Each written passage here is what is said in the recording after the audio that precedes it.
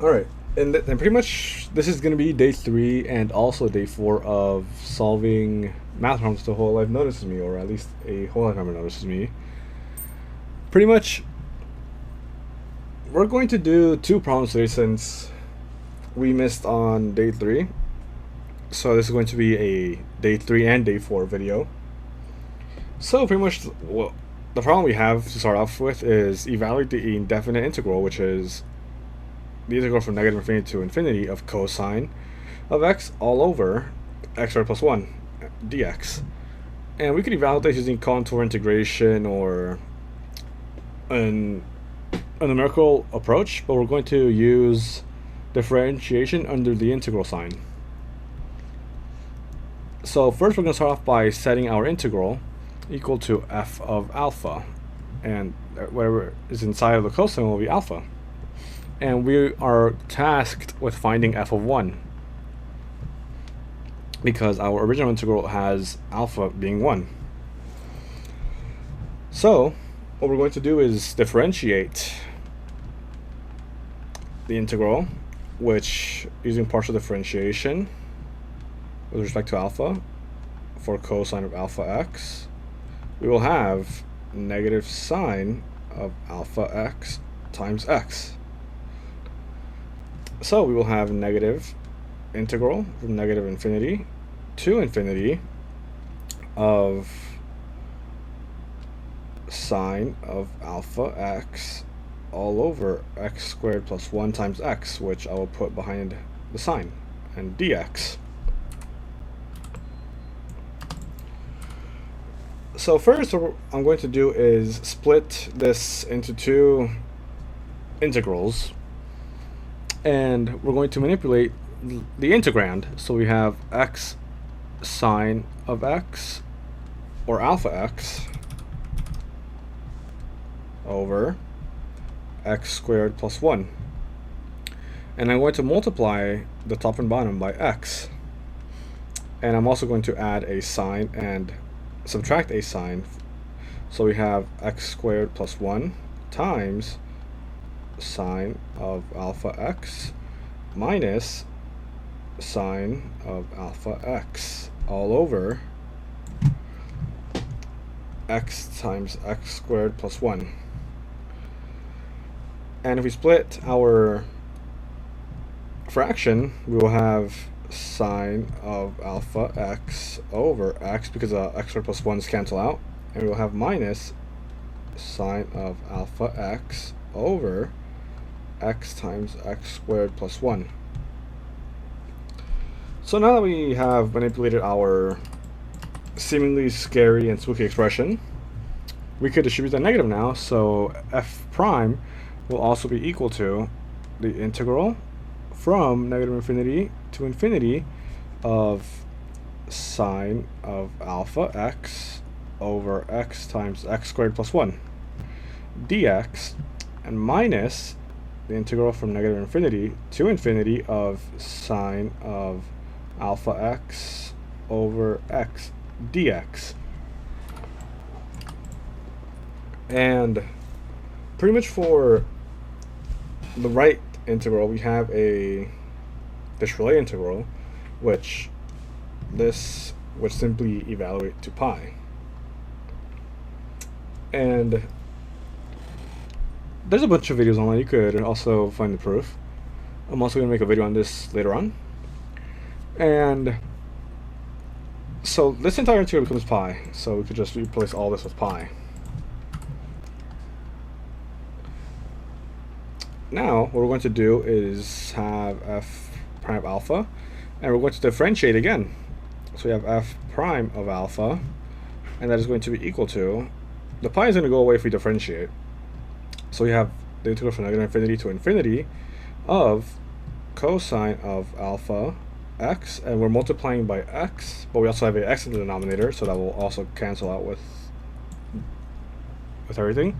And then we will have x squared plus 1 dx, which, if we step back a minute and look at f alpha and f double prime, they are basically the same thing. So we could pretty much make a differential equation by replacing f of alpha with f prime of alpha. So we have f of alpha is equal to f double prime of alpha.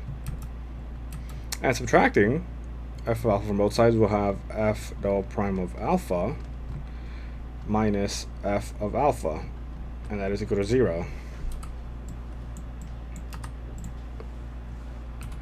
So now we have to solve a differential equation, which this is homogeneous, so we could assume that a solution is in the form of f of alpha is equal to e r alpha, and f double prime of alpha would be r squared e r alpha. So now we have to simply just solve a quadratic. So we have r squared minus 1 is equal to 0, where r is equal to plus or minus 1. So we would simply have that f of alpha would be equal to c1 e alpha plus c2 e negative alpha. So you pretty much solved our differential equation, but we still need to find c1 and c2. So let's go ahead and differentiate f of alpha. This will give us c1 e alpha minus c2 e negative alpha.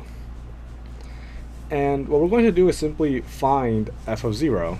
So we're going to find f of 0 for both sides and f prime of 0. And we know that if we set alpha is equal to 0 for f prime, this will go away. So we have negative pi.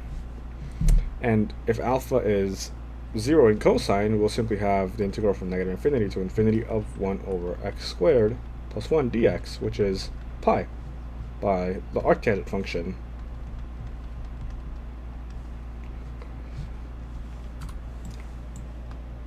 So we got some good progress already. This is much easier than we would think. And we're going to replace all of alpha with 0 for our system of equations, which will give us pi is equal to c1 plus c2, and negative pi is equal to c1 minus c2. And if we add both equations, c2's will cancel and the pi's will cancel out, which tells us that c1 has to equal to 0. And by that definition, it tells us that c2 is equal to pi.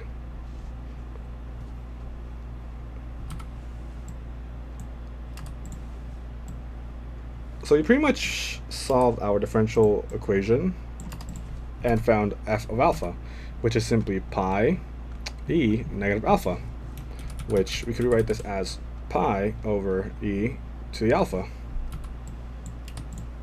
And finally, what we wanted to find, that alpha has to be equal to 1. So f of 1 is equal to pi over e, meaning that our indefinite integral is simply pi over e, which is a very interesting number. But we still managed to get our solution. Just using a bit of partial derivatives and knowledge of differential equations, we were able to see that f of alpha does indeed give a neat solution, which is pi over e. Which I'm going to be a bit of a goofball now and say pi e negative 1, which this is also pi and e. So we got some yummy pie. But yeah, this is the answer pretty much for this indefinite integral. So let's go ahead and look at the next problem. So this is the next one we're going to be looking at. Pretty much a bit more simpler than calculus and integration, but it's fine, it's fine. We just have to solve a simpler problem. So let's go ahead and start off with squaring both sides. So we have x plus the square root of x minus 1 is equal to 2 squared, which is 4. And here I'm going to make a quick substitution where we have u is equal to the square root of x minus 1. I'm going to square both sides, so we have x minus 1. And here I'm going to have x minus 1 plus u is equal to 3. And finally, I could simply just replace that with u squared plus u is equal to 3. And here I have u squared plus u minus 3, and that is equal to 0. And pretty much we can't factor this quadratic, so we're going to go ahead and have to complete the square, or use the formula, but I'll just complete the square for the hell of it. So I have u squared plus u plus 1 over 4, and that is going to be equal to 12 over 4 plus 1 over 4, which is 13 over 4. And we have u plus 1 over 2 squared is equal to 13 over 4. And solving for u, we have u is equal to a negative 1 plus or minus root 13 over 2.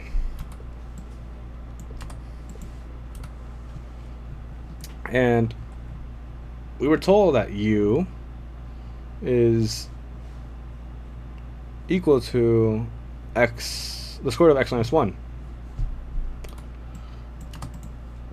So now what I have to do is go ahead and plug in u, but we need to remember that for u is equal to a square root of x minus 1, pretty much the domain for x has to be greater than 1.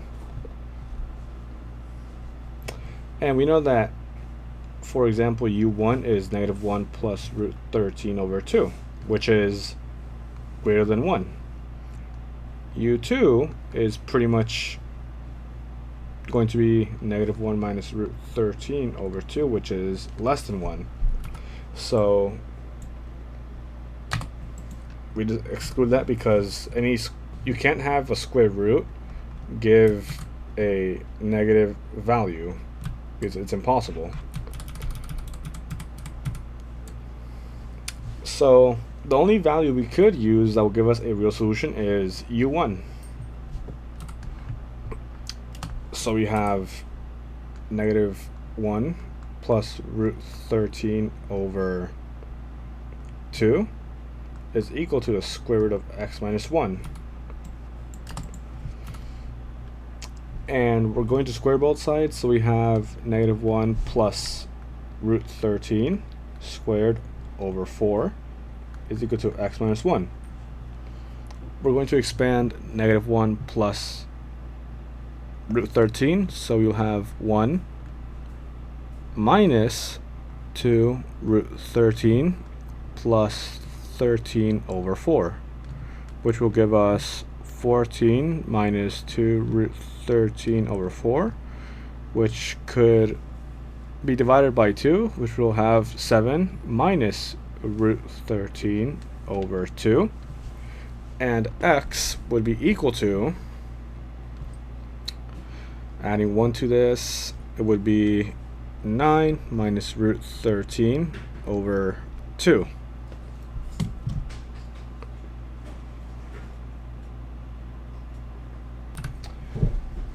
So pretty much this tells us that our only solution is going to be x is equal to 9 minus root 13 over 2.